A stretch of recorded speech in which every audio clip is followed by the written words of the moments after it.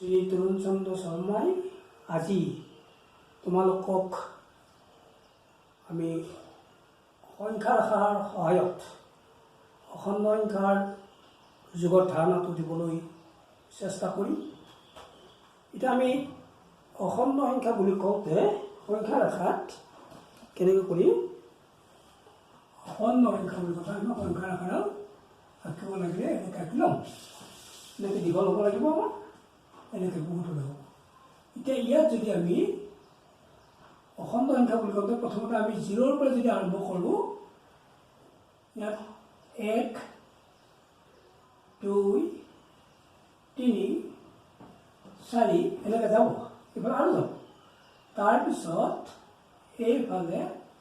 আমাৰ এইটো আমাৰ ধনাত্মক, এতিয়া আমাৰ অখণ্ড সংখ্যা বুলি কওঁতে আমাৰ কি হৈছে, এইবিলাক ধনাত্মক অখণ্ড সংখ্যা, এইবিলাক ইফালে যিমানে যাম ইফালে ধনাত্মক অখণ্ড সংখ্যা, আৰু এইটো ধনাত্মকো নহয় ঋণাত্মকো নহয়, অৰ্থাৎ সীমাৰ খুঁটি, ই এটা সীমাৰ খুঁটি। ইয়াৰ পৰা ইফালে যিমানে যাম বিয়োগ 1, এইফালে বিয়োগ 2, ঠিক এনেকৈ বিয়োগ 3। এতিয়া আমি এই অখণ্ড সংখ্যাবিলাকক আমি এতিয়া কি ক'ম, ধনাত্মক অখণ্ড সংখ্যা বুলি কওঁতে এইফালৰখিনিক ক'ম আমি, আৰু এইটো ধনাত্মকো নহয় ঋণাত্মকো নহয়। আমাক যদি পৰীক্ষাত কয় যে এনেকুৱা এটা সংখ্যা যিটো সংখ্যা নেকি ধনাত্মকো নহয় ঋণাত্মকো, এই সংখ্যাটো কি, তেতিয়া আমি কওঁ এইটো শূন্য। এতিয়া এইফালে যিমানে যাম আমি ইফালে এইফালে যিমানে আহি থাকিম সমান সমান দূৰত্ব, সিমানে কি পাম, আমি সৰু সৰু সংখ্যাবিলাক পাই থাকিম। এইফালে যিমানে যাম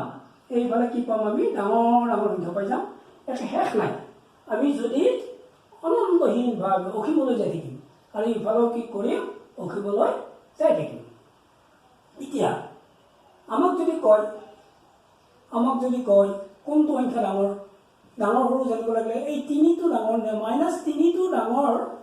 নে -2টো ডাঙৰ, অৰ্থাৎ বিয়োগ 3টো ডাঙৰ নে বিয়োগ 2টো ডাঙৰ, ই কোনফালে আছে,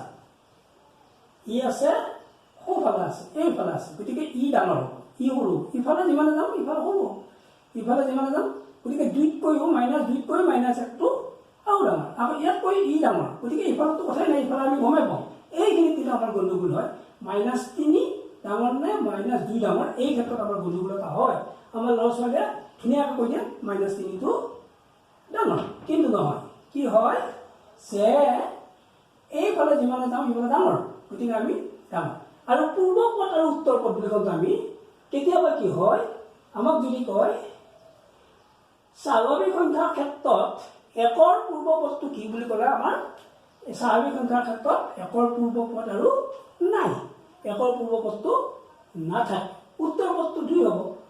কিন্তু আমাক যদি কয় পূৰ্ব পদ বুলি কয় 0ৰ পূৰ্ব পদ কি, তেতিয়া আমি ধৰক -1 বিয়োগ 1, তাৰমানে আমি বিয়োগ কৰিম, আৰু ইফালে গ'লে আমি যোগ কৰি দিম। যদি কয় যে আমি ইফালে ক'লোঁ 100, ইফালে আমি ইমানলৈকে ক'ব যে 100 এটা পাই গ'লোঁ, 100ৰ পূৰ্ব পদ কি বুলি ক'লে 100ৰ পৰা আমি 1 বিয়োগ কৰি দিম 99 পাম। আকৌ যদি উত্তৰ পদ বুলি কয় আমি যোগ কৰি দিম, ঠিক তেনেকৈ ইয়াতো কি কৰিম, ইয়াৰ পূৰ্ব পদ কি বুলি ক'লে 1 বিয়োগ কৰি দিম, অৰ্থাৎ ইফালে আহিব, উত্তৰটো আমাৰ পৰা হ'বই, এইফালে কি হ'ব -3 হ'ব। আৰু উত্তৰ পদ কি বুলি ক'লে এইটো -3 উত্তৰ পদ এইটো। গতিকে আমি এতিয়া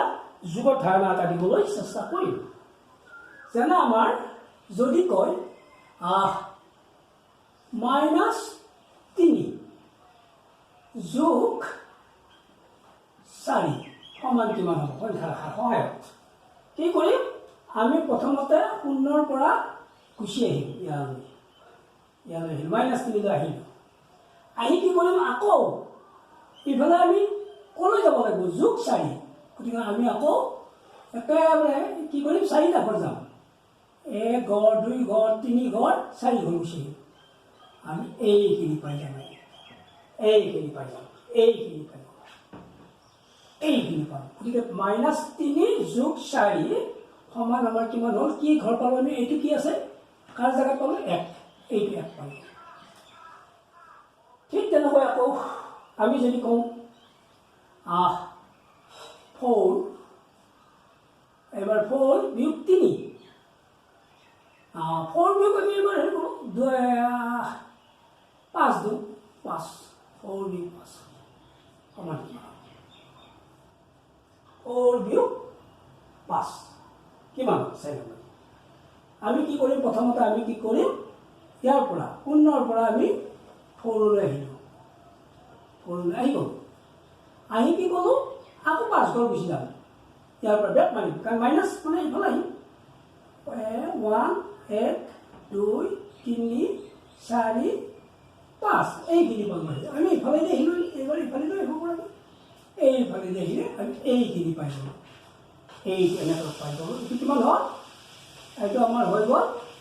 -1 ঠিক তেনেকৈ আমি আকৌ যদি আমি সংখ্যা ৰেখাডাল আকৌ আঁকি লওঁ এনেকৈ বিভিন্ন ধৰণৰ অংক কৰিব পাৰিম আমি নিজে নিজে ইয়াত আমাৰ মাজত এতিয়া 0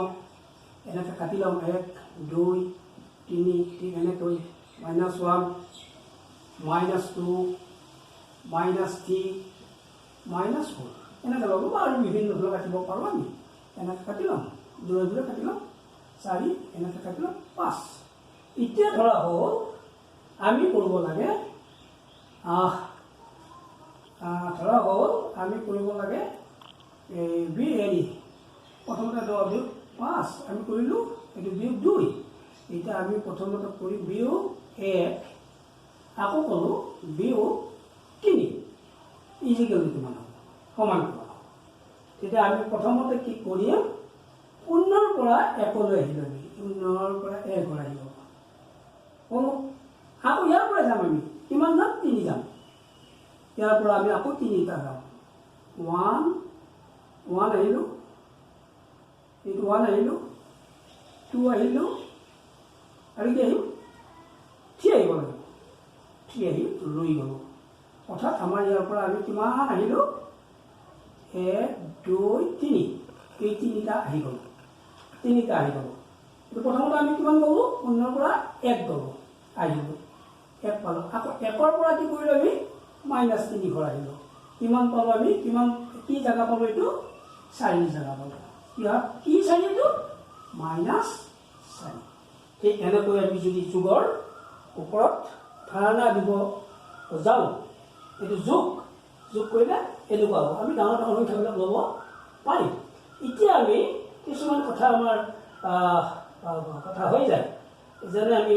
হৰণ কৰিব পাৰিম ইয়াতে এই যোগ আৰু বিয়োগ এটা কথা পূৰণ কৰিব পাৰিম ঠিক তেনেকৈ পাছত ডাঙৰ হ'লে শিকিব পাৰিম এতিয়া আমাৰ ঘটনা এটা হয় কি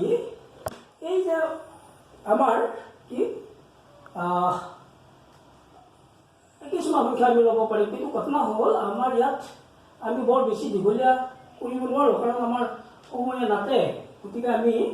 এইখিনিতে তোমালোকক কেতিয়াবা অংক কৰি ল'বা তোমালোকে এনেকুৱাকৈ ল'বা যেনে তুমি ডাঙৰ সংখ্যা ল'বা -8 +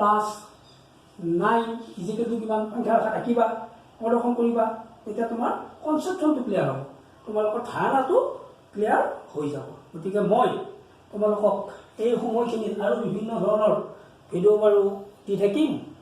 তোমালোকে খুব ভালকৈ পঢ়া শুনা কৰি থাকিবা নিশ্চয় তোমালোকৰ ভগৱানে তোমালোকক মংগলময় কৰিব আৰু আমাৰ দেশৰো মংগল হ'ব ইয়াকে কৈ